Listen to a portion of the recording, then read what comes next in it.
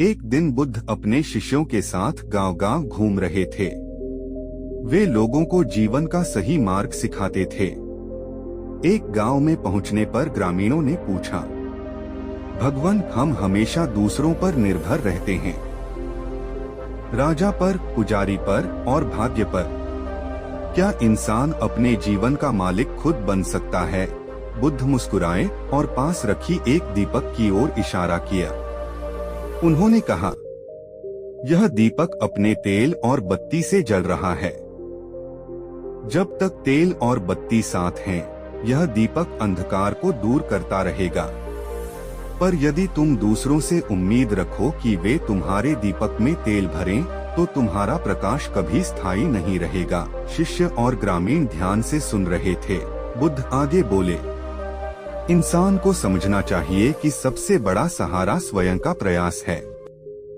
दूसरों पर भरोसा रखने से व्यक्ति कमजोर होता है, पर जब वह अपने जीवन की जिम्मेदारी खुद लेता है, तो कोई शक्ति उसे नहीं रोक सकती। उन्होंने एक और उदाहरण दिया, जैसे किसान को अपनी खेती के लिए खुद बीज बोना होता है।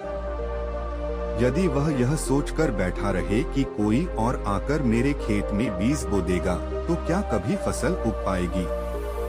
वैसे ही यदि मनुष्य अपनी मेहनत और बुद्धि का उपयोग नहीं करेगा और केवल दूसरों पर आश्रित रहेगा, तो जीवन अंधकारमय ही रहेगा। गांव के लोग प्रभावित हुए। सबने एक साथ प्रण लिया कि वे अपने जीवन की जिम्मेदारी स्वयं उठाएंगे और दूसरों के सहारे पर कम निर्भर रहेंगे। बुद्ध की सीख इस कहानी से हमें यह शिक्षा मिलती है कि सच्चा सहारा खुद का परिश्रम और आत्मविश्वास है। अगर हम अपने दीपक के लिए खुद तेल और बत्ती जोड़ेंगे, तो हमारा जीवन हमेशा प्रकाशमान रहेगा।